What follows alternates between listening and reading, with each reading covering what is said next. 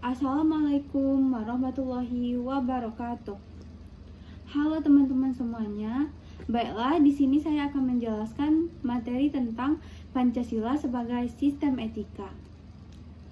Seperti yang sudah kita ketahui, Pancasila bukan hanya dasar negara, tapi juga pedoman moral dan etika dalam kehidupan berbangsa dan bernegara. Sebagai sistem etika, Pancasila memberikan nilai-nilai yang menjadi landasan dalam bersikap, bertindak, dan mengambil keputusan, baik secara individu maupun kelompok. Kita sering mendapatkan pertanyaan tentang apa sih itu sistem etika? Jadi, sistem etika itu adalah kumpulan nilai dan norma yang dijadikan pedoman untuk menentukan apa yang benar dan apa yang salah. Menyentuh aspek moral, tanggung jawab, dan kemanusiaan. Pancasila sebagai sistem etika itu mengandung nilai-nilai universal.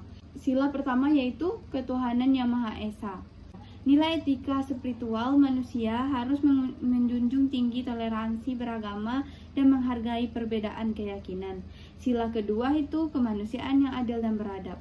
Mengandung nilai etika kemanusiaan, setiap orang harus diperlakukan secara adil, beradab, dan menjunjung tinggi martabat manusia.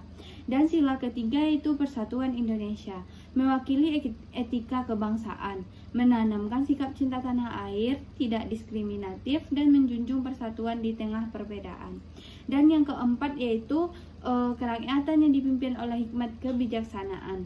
Ini menunjukkan etika demokrasi, mendorong musyawarah, toleransi, dan pengambilan keputusan, dan menjunjung kepentingan bersama. Terakhir yaitu sila kelima, keadilan sosial bagi seluruh rakyat Indonesia. Merupakan etika keadilan sosial semua warga negara berhak mendapatkan keadilan, kesejahteraan, dan perlakuan yang setara. Refleksi saya tentang Pancasila sebagai sistem etika sebagai seorang mahasiswa. Saya menyadari pentingnya menjadikan Pancasila bukan hanya sebagai hafalan, tetapi juga sebagai pedoman sikap.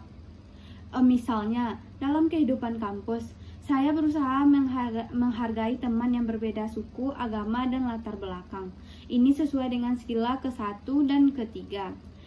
Yang kedua, saya menjunjung tinggi kejujuran dalam belajar dan ujian. Ini termasuk ke dalam sila kedua. Dan yang ketiga, saya terbiasa berdiskusi sebelum mengambil keputusan dalam kelompok. Ini sesuai dengan sila keempat.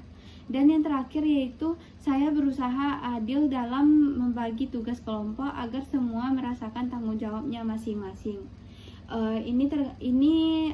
Ini bisa kita lihat dari sila kelima. Jadi dapat disimpulkan bahwa Pancasila sebagai sistem etika bukan hanya sekedar idealisme, tapi harus mewujudkan dalam tindakan nyata dengan menjadikan nilai-nilai sebagai dasar